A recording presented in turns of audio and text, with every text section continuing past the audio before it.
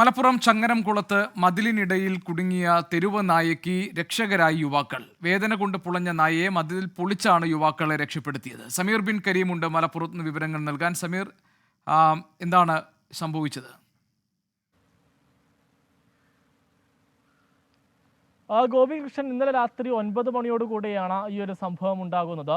ചങ്ങരംകുളം ചീയാനൂരിൽ വെച്ച് ഒരു നായയുടെ അസ്വാഭാവിക ശബ്ദം കേട്ടാണ് യുവാക്കൾ ഓടിയെത്തുന്നത്.